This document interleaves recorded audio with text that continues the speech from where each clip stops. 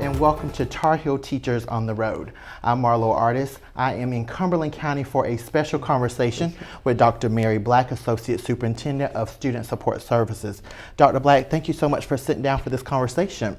It is my pleasure to sit with you. I've known you for quite a while. We do go back. We do go back. And I'm so glad that we have this time to chat as you are wrapping up your tenure with Cumberland County Schools. Yes.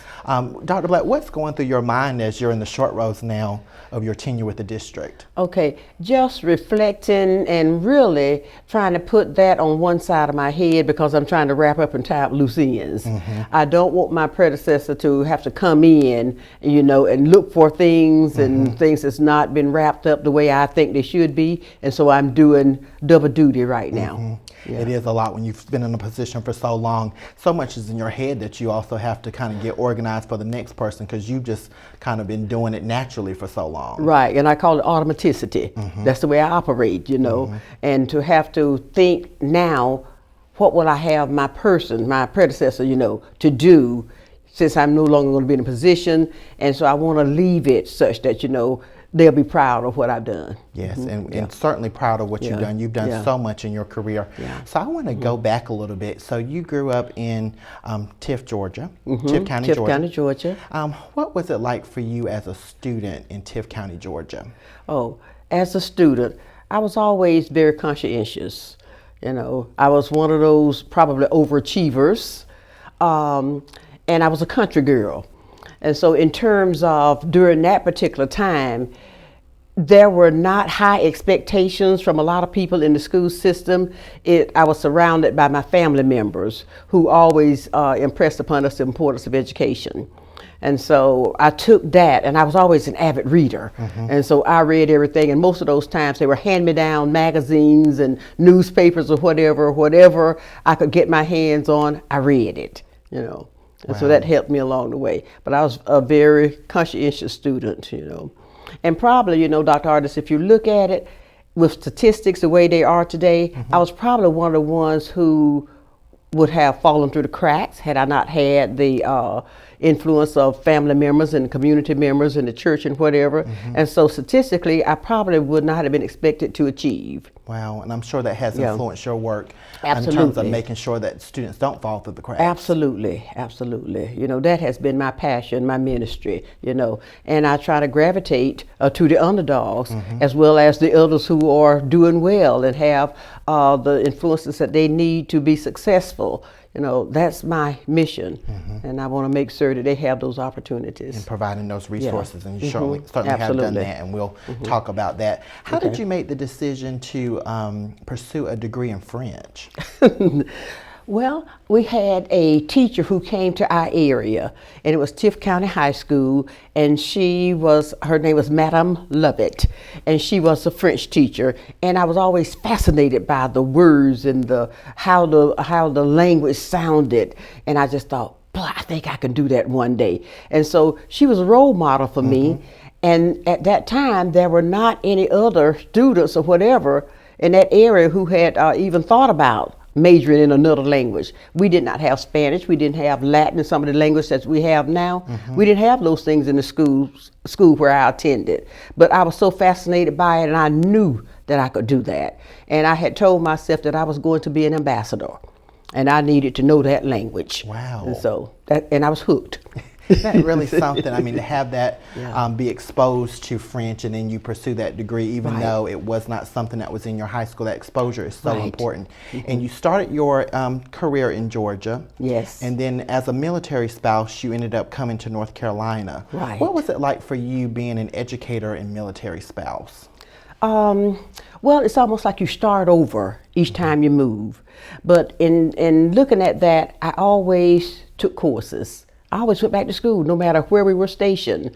And so I realized that was one of the things that, you had to deal with as a military spouse, looking for a job, leaving a job that you loved or whatever. And I've never had one where I just despised, And so that was it wasn't so much of a challenge. It's just starting over again, being a newbie on the block And then you were able to do so many different things because you were traveling, because you were getting the education. Yeah. Talk about some of those roles that you had early on in your career. Right.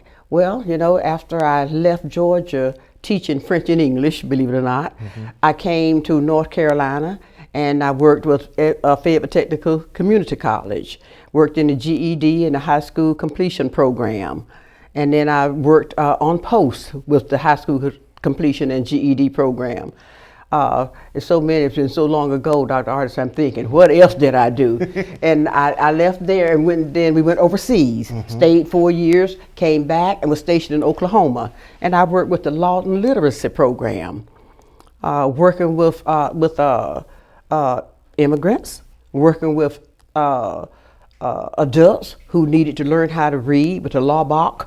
I don't know if you've heard of that program before. It's a Laubach, a reading program. Each one teach one, whatever. And so I was in charge of that program there for a while. I did substitute teaching, and then I got a job at Cumberland University. You've worked at all levels.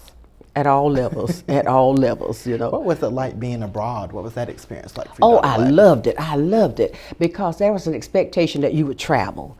And so I was a reading improvement specialist starting out there. And so probably in the spring of the year, you were expected to take your children to London, take them to Spain or whatever. And at that time, believe it or not, it cost $50. Oh, wow. $50. And so we traveled with 20 or 30 students or whatever, and they got a chance to experience, you know, the culture in a broader sense. And so I loved it. I loved it. And then that exposure, you were exposed to the French teacher, and then as an educator being abroad, you're exposing other students to it. How did you make that transition to administration? As I said, I always went back to school. I always went back to school, and I knew that I wanted to impact more. But if I can back up just a little bit, with the exposure to traveling abroad, my children were able to get that exposure, you know. And I had always dreamed of going to France and to Paris and all those places I had studied about, and the language. I was so thrilled when I got a chance to go there for the very first time, and I think I visited France twice. Wow. I was hesitant about speaking the language because I realized that my accent was different, and so I didn't want them to look at me funny, like she's with the book learning and so forth. But being there for an hour or so, whatever, I was hooked, absolutely hooked. Wow. And so I appreciated that, and seeing the Eiffel Tower with my own eyes, seeing the Arc de Triomphe, you know, with my own eyes and all of that, the Seine. Oh my goodness, it was nothing like it. Wow. Yeah, and so making the transition to administration, I wanted to impact more, and I always felt like I had that leadership, you know, style about me, and I thought, well, I see other people doing this, and so why not pursue other courses? And I've always been about options. I knew that we were going to travel as long as we were in the military. I could not rely on a teaching position being open, no matter where we landed. And so I thought, well, go back to school, work on another area, and so whatever is available, you'll be marketable. And so that was my thought. Wow. And you were an assistant principal at Westover High School. Oh, yes. How long were you at Westover? I was at Westover 2 or 3 years, I believe. Yeah. And then moved to the principalship at Ferguson-Easley. At Ferguson-Easley. First African-American female to serve in that role. Oh, yes. Oh, yes. Talk about those 8 years in the principalship. Oh, I was so excited. And you know, when I came from Oklahoma, I had not heard about the Merck and Murchison Road. And so people were, you know how people put little things out in the environment and whatever, and to tell me that I really should not be there at night. You know, you should make sure that you're there during the day and then you need to leave. But I didn't have that fear factor because I believed in establishing relationships with people. And so it was not unusual for me to be there late in the evenings. I was there on the weekends, and when the alarm went off, I was there at 2 or 3 o'clock in the morning along with the custodian. That experience was one of the best in my career, I believe, at that time, because leaving Oklahoma, I had taught at the university. And you know how university people are. You have your office, you have your briefcase, you have your office hours and whatever, and then when you finish your class, you go back to your office. But when I came back to Fayetteville, I've got a job with Miss McLaurin. She was with Human Resources at the time. So I got a job teaching at Ferguson-Easley Elementary School, grade 6. Now, before that, I had taught at the university, teaching teachers how to teach, you know. And so when I came back and I got that job and having to teach all those subjects, Dr. Artis, I didn't know what I was doing. I thought I had a good handle on it when I was teaching other people how to teach, but having to do it myself and juggle all 6 classes, talk about a revelation. I don't think I was prepared for it, but I worked very hard. I studied, and many times I think I was one day ahead of the students because I was teaching math, English, social studies, science, the works. But I learned again, and that kind of brought me full circle in terms of the levels that I had taught and I had worked at. You know. And I'm sure that had to be a lot of credibility for you too when you were named the principal of Ferguson-Easley, because you had worked at that school and also had been named the E. Smith District Teacher of the Year as well as Cumberland County Schools Teacher of the Year. Sounds like you've been reading my bio.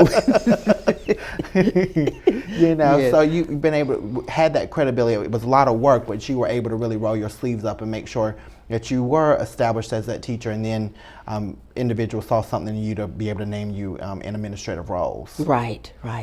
And that was just great. We had the challenge of bringing the school up from the very lowest to a respectable high. And I want to share just one thing that I'm so proud of. We had an all-male Battle of the Books team. And when I was at Ferguson-Easley, people used to love to compete against Ferguson because they knew that they would win and knock us out quickly, you know. But my males, I saw a clipping about 3 days ago when I was cleaning out things in my home office, and of those little male students who won the Battle of the Books of Ferguson-Easley Elementary School, all African American males. Wow. They won it. They beat Van Story. They beat all of the schools who had carried that banner all those years. Now you're talking about a proud moment. I taught them to be very competitive and be very confident, you know, and we were prepared for it. And so that experience, working with them, it showed me, and I already knew it, showed me just, you know, how valuable relationships are, and how we must reach back and help our students understand that you can achieve no matter what. That's right. And I'm going to be here with you to the end. So when you are asked to read those books and study and prepare, I'm going to be sitting right at the table with you. And that's what we did. Wow, and had the success. When we return, we're going to talk about Dr. Black's transition to central office and her work in district administration. All right. We'll be right back. Thank you.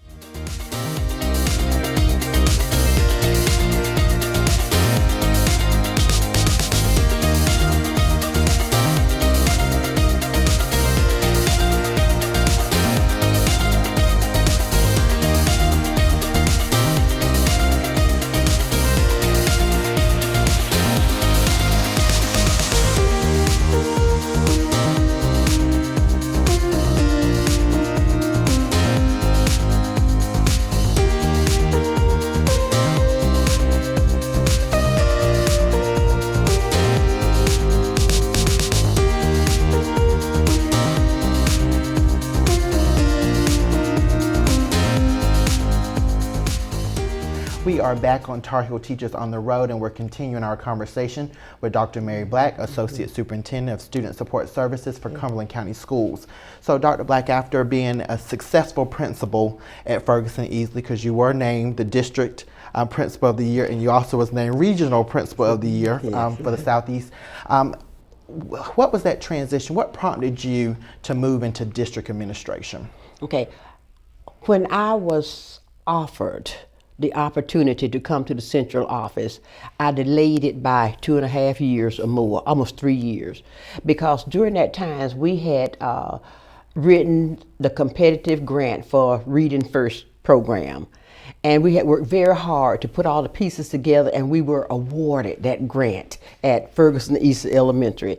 And so I didn't feel like I needed to leave my faculty and staff. That was my family. And so it felt like I was abandoning them because we had worked to put everything in place, but we had not implemented. And so to walk away, I just didn't feel good about it. And when, now she's Dr. Kathy Kennedy, when she presented me with the opportunity to come to central office and serve as director of elementary education, my answer was no, I cannot leave. And probably she didn't understand why I didn't want to leave, but I didn't want to leave because it felt like abandonment. So stayed a couple more years and finally decided I think they can fly right now. I feel good about them and being able to carry on with the program and serve these students. And so I made a transition to come to the central office. Dr. Artis, I will tell you, I had no idea what central office was like.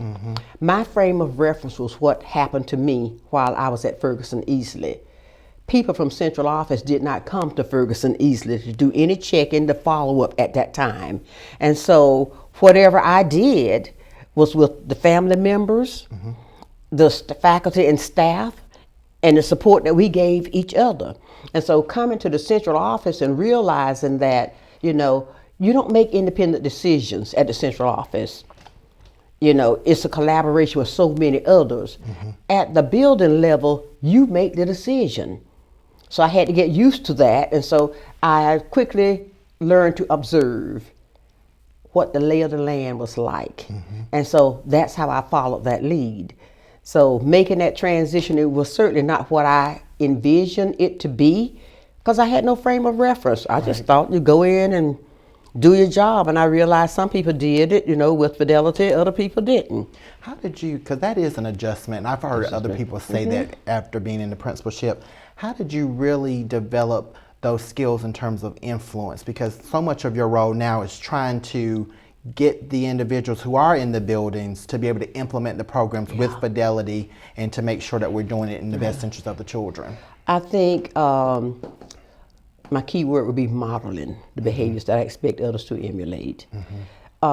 It's easy to talk, the game, but people watch what you do and what you say.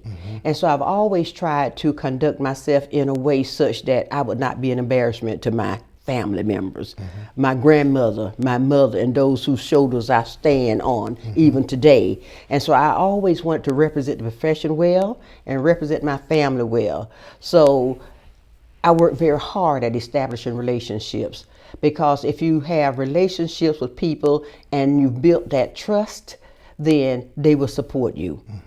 They won't always like a decision that you make, but they feel your heart and they know you're making it for the right reason. And so that's what I have, tried to do throughout my career. Establishing those really strong relationships. Yeah. And some of the relationships I know about that you have in Cumberland County, people will cite that you're influence and a mentor. I was actually doing some research for our conversation and saw that Keisha Brown, principal in Guilford County, had posted last year how grateful she was that you had influenced her almost 20 years ago to go into leadership. Talk about the mentorship, the importance of really mentoring the next generation and depositing into other leaders. Yeah, I'm a firm believer that other people can see things in you that you don't see in yourself. And I think we are obligated, it's our obligation to nurture those things.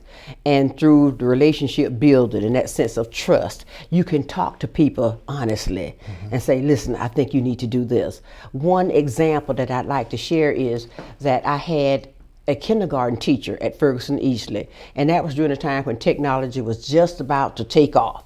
And so we needed someone to be able to send to the different training sessions and so forth. And I looked around and I just didn't see anybody, but I knew she was very creative. Janice Butler, she's passed away now, but I knew that she was very creative. And so I encouraged her to be our representative, to go and take the training. She kicked and screamed. She did not want to do it, but I pushed her out of the nest, because I felt like if anyone in this school can do it, Janice Butler can do it, and she can bring it back and lead the others.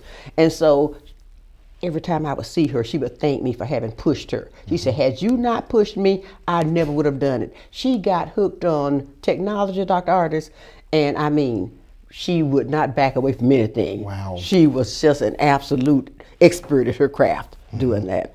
And so I felt like that's an example of looking at your people, seeing that, you know, I saw potential.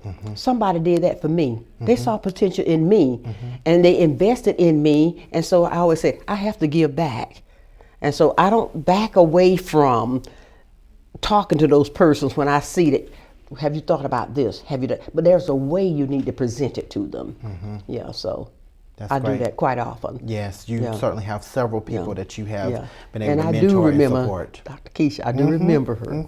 I mean, I saw that and I was like, oh my goodness, because, you know, I know about, again, some of the relationships. I didn't know that you two had a connection. Yes. And their influence just goes in so many different ways. So Dr. Black, talk about, after you were serving as Director of Elementary Ed, talk about how you've been able to move even here at the central office. Well, as working as Director of Elementary Education, my next step was Director for Schools.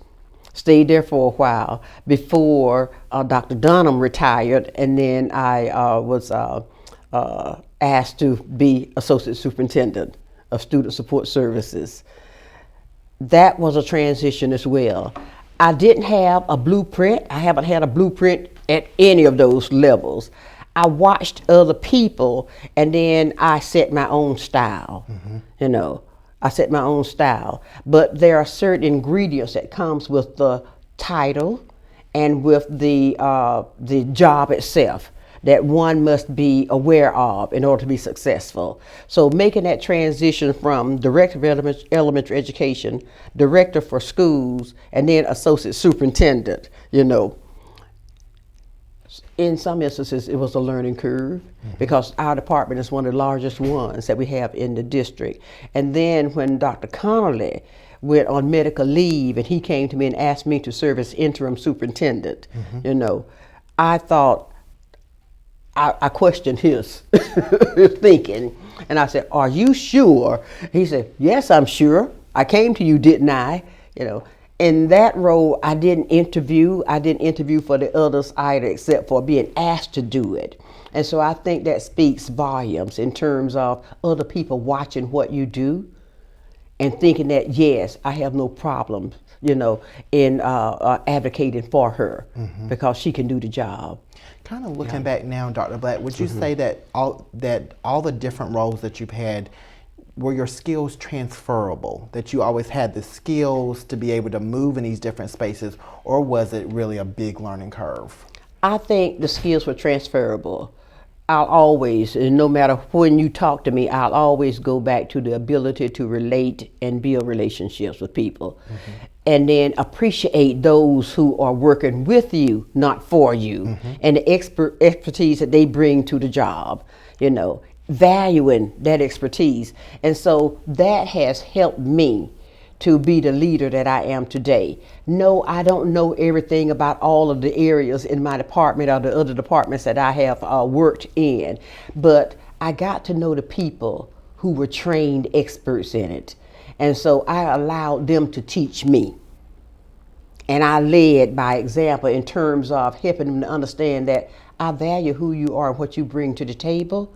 And so keep me abreast of what's going on. And I have no qualms about your teaching me in areas that I'm not proficient in. And so by that, yes, they were transferable.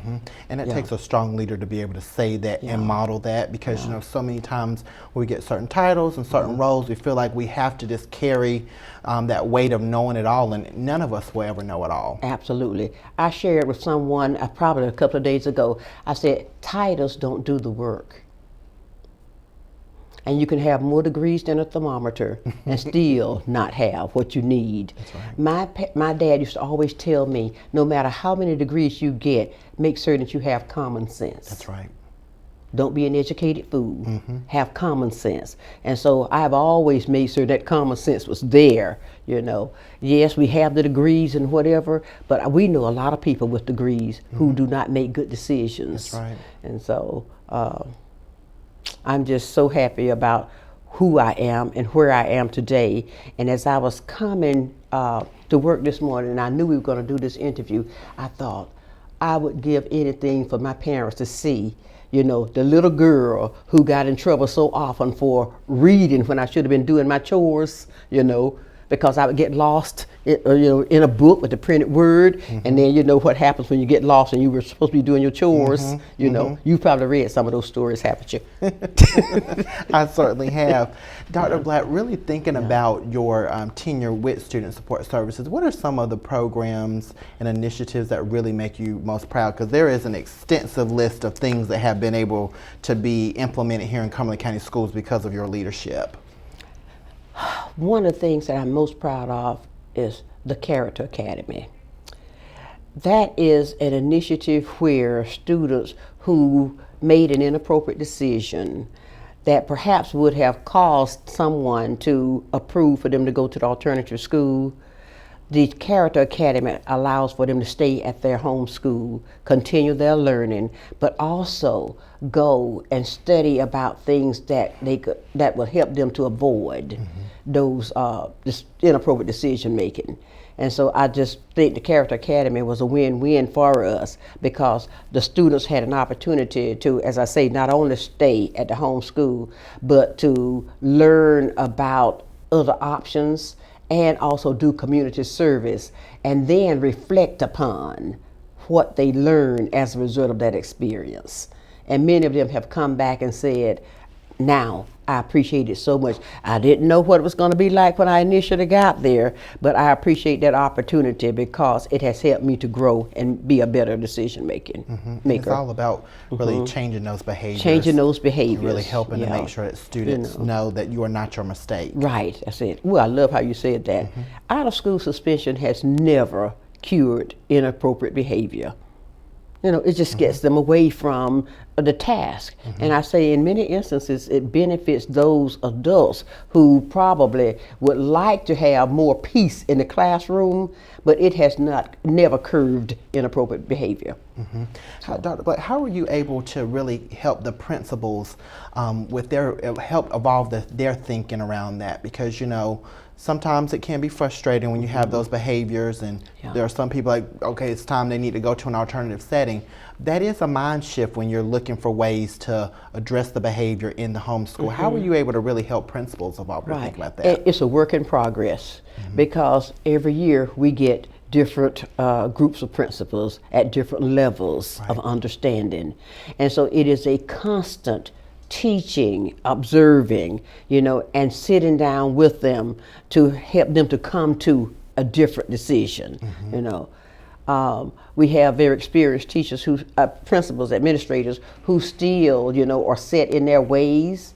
And so you have to try to work through that. I always believe in making people whole, you know. I don't want to shred anyone ever, but I like to listen to their thinking. So that's why when I visit schools, I say, help me to understand what you were thinking when you decided that 10 days out of school was appropriate for this student who is now a senior. Knowing that, you know, you have periods and whatever with their classes, and when you miss X number of classes, that destroys a GPA. And so just talk to me about what you were thinking. And many times I will hear that it has been ongoing and we need to do this and we need to teach them a lesson, whatever.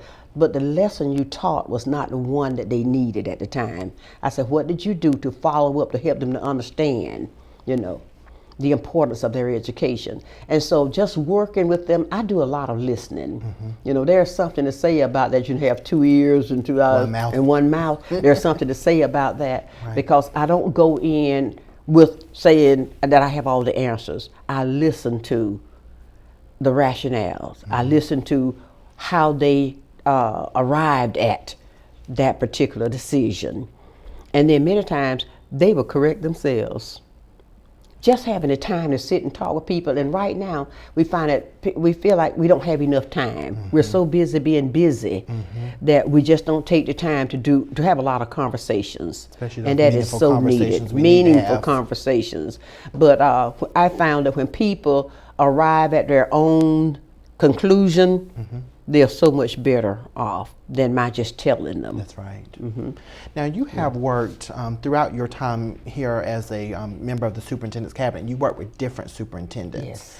And we have new superintendents who are developing their cabinets, and we also have new district administrators who are moving into cabinet level positions. What advice do you have for new cabinet members across the state who have to support the superintendent's vision, but the superintendent that hired you might not be the superintendent that you're working for in 5 years? How were you able to navigate the change in leadership style or philosophy or even priorities? Yeah, I think you have to have a good understanding of your role. You have to have a good understanding of the decision-making process, the hierarchy of leadership.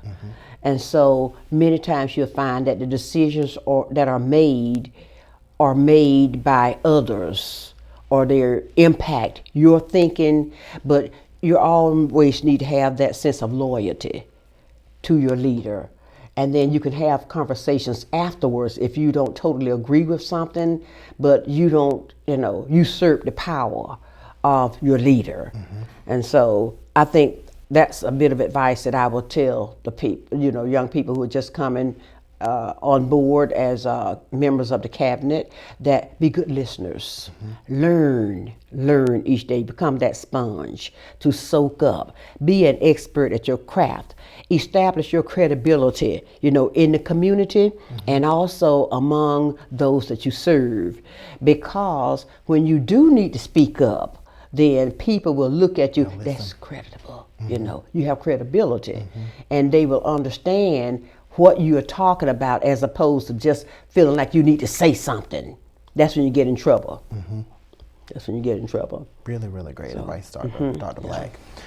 Dr. Black, talk about one of your last big initiatives, the book rally that you were able to help coordinate here for the school system. I would be happy to talk about that. We were in a cabinet meeting and we were talking about literacy. Dr. Conley said, I'm going to issue you all a challenge. I want you to be able to come back to the cabinet meeting and tell me either individually or as a group what you're doing what you can do to promote literacy in your departments. And so when someone issued me a challenge, hey, I'm going to jump right on it.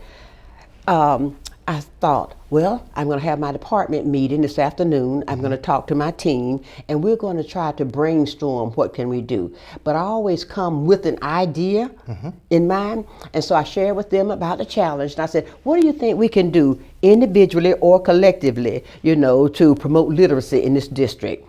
I said, in my mind, I'm thinking about a rally, a book rally. I said, we're not academics, we support academics, because unless our children are ready for learning, then of course academics can't do their part. That's right. I said, so I know a vendor that I've worked with for years. She worked with me with the Pride Pack Leadership Academy, with the books that we selected for the girls to read. I said, I'm going to reach out to her and see what kinds of titles she has that could help me to do a rally, and we could pull this thing together.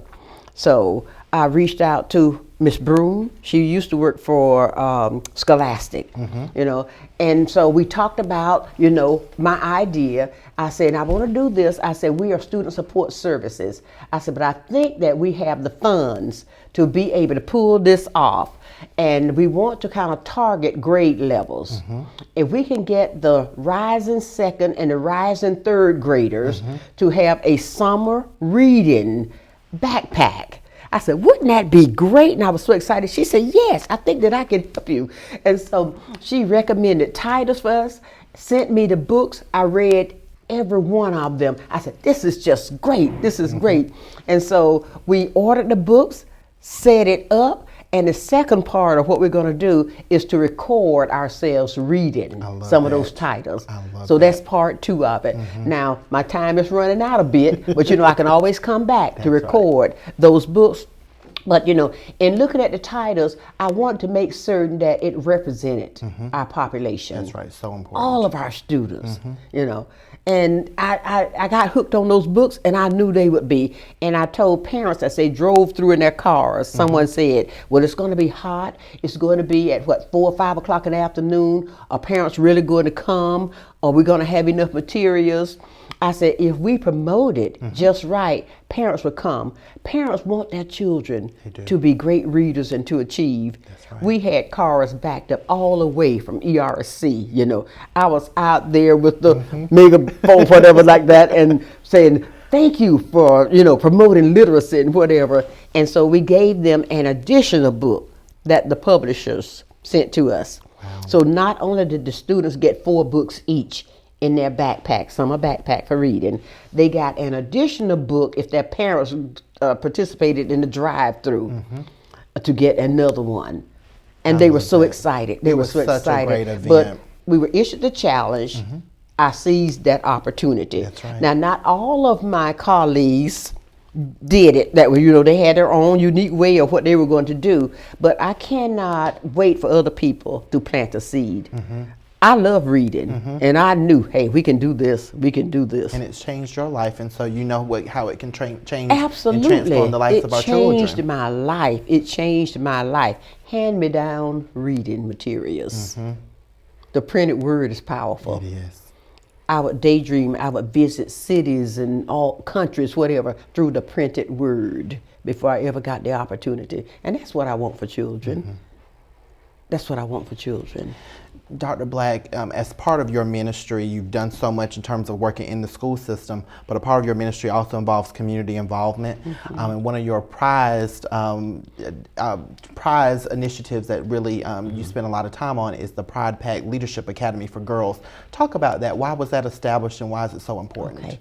That was established in 2007. Dr. Geraldine Munn and I were attending a conference in Greensboro.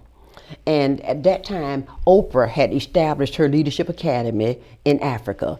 And I had seen that documentary, and I was so taken by it. I sat on the end of my bed, before we attended that conference, and I just looked at those little girls who were so hungry for an education that they would walk for miles and miles just for the opportunity to even apply, for the opportunity to go to a certain school. And so I met with Dr. Geraldine Munn, and I said, I was so touched by that documentary with Oprah. I said, and I prayed that night as I sat on the end of my bed. I said, Lord, I do not have the money that Oprah has. I said, but I have the desire. I have the passion. I want girls to be achievers. I want our girls here on American soil to realize how blessed they are, that they don't have to walk miles and miles for the opportunity to attend the school. So I want to establish something here that we can mentor these young ladies, help them to understand the importance of reading and the importance of self and confidence. And so she said, that is so interesting. And believe it or not, I wrote to Oprah. Oprah sent me the documentary with all of the ads removed. Wow. And so I started out, when we left that conference, going to elementary schools, talking to principals, and asking if they would allow me to come into the school and talk to a group of girls and show them that documentary. And afterwards, we would have a conversation. I wanted them to get the feel of, these girls are the same age as we are, and they want education. And here I have books all around me, and I don't take advantage of it. I can do better. I can do so much better than that. And so that's what launched the Pride Pack Leadership Academy for Girls. We got us a name and whatever. So what is it, 12 years now? 12 years. And Dr. Artis, it does not require one to have a lot of money to be a strong mentor and a role model. And that was part of my prayer. I knew I couldn't compete with Oprah with the money that she has, but I knew that there was no question about my passion and desire for that. And Dr. Munn felt the same way. So we became co-directors, and we launched the Pride Pack Leadership Academy for girls. Wow. And over the years, we have had so many girls who are graduates now. They're doing quite well, very appreciative, but we taught them that they do not have to be second to anyone unless they choose to do that. And if you saw some come in the room right now, that's what they would tell you. And Dr. Black always said, I didn't have to be second unless it was my choice. That's right. But you need to be prepared. And so I am so proud of those girls. I'm proud of the Leadership Academy for Girls. And when I retire, I will continue mentoring young ladies, grades 3 through 12. We just had 5 this year to graduate. Wow. Outstanding. And the last year we had 6, and and dating back, we've had so many of them. And we teach them the art of public speaking and confidence and how you need to present yourself to the world. And so I tell them that when you're in your classes, elementary, middle, or high, whenever there is an opportunity for you to speak and have something to say, do it first if you can. And you stand there with that confidence. Set the tone, and I want to continue that. I want to continue that because that's part of my heart. Yes. So, and you've been able to actually spend so much of your time and invest so much of your time on heart projects. Yes. Dr. Black, how were you able, being an associate superintendent, being a wife, a mother, a grandmother, how were you just able to manage all these different parts of your ministry? Because you have really invested so much in the community. I have a great family. And they have allowed me to explore and to do other things, and I brought them along with me. Another example, and I have so many stories, and I'm going to finish writing my book when I finish with Cumberland County Schools. When I was a professor at Cameron University in Oklahoma, my son, who was in grade 5 at the time, he went to class every night with me. He took the test. I was teaching educational psychology. I was teaching school law and some of the other kinds of things that came with that curriculum. And I would pick him up from school on break time, bring him back to the office with me and for class until 9:30 or 10 o'clock. And so he had an opportunity to see me in action. He is a professor at Hunter University in Manhattan right now, and he's also Dr. Black, and he would tell you that I learned teaching from my mom. She was my great role model. I didn't get it from, the professors in school, whatever, but they allowed me to do those things knowing that families first, priorities, and we set the standards by which we wanted all of us to govern ourselves. And so they were a part of all of those things that I did, and so not excluded. Yeah. And that's what I was really excited to read as I was, reading and preparing for our conversation, is that as much as you invested, you did not leave your family behind. They still have great success. Sometimes that doesn't happen. Absolutely. When you're prioritizing the career, sometimes family suffers, and you've been able to really do it all. Right. Well, I don't know doing it all, but I think I've done quite a bit. My daughter went to Howard, and then she went to Temple University. And she had left, in fact, she had enrolled her first year at Howard, and then my son and I were left in Oklahoma because my husband was deployed. And so he got a chance to spend time with me alone as the baby in the family, and while she was at the university. But before she went to the university, she was right there with me, and I was right there with them. And as I talked a few minutes ago about traveling in Europe, whatever, my children were right there. And so the fact that they saw things with their own eyes and being able to appreciate that, I mean, it's just invaluable in terms of it. Yeah. Yes, you've seen so much and done so much and helped so many people in your family and out of your family and others. Dr. Black, how have you been able to maintain your optimism? Because one of your greetings that you always say when people are asking how everything's going, all is well. How have you been able to maintain that sense of optimism with all the changes that we've had in public education, in our society? How do you really keep yourself positive despite all the things that are going on? Well, there are certain things that you have no control over. And I constantly tell myself, I have a choice as to whether I'm going to be sour about something or whether I'm going to be very optimistic. And so I choose to be positive. And so when people ask me, how are you? I say, all is well. Because I really believe that all is well. The things that I have control over, it's okay, all is well. And the other things that I have no control over, then, it will be dealt with by a higher power.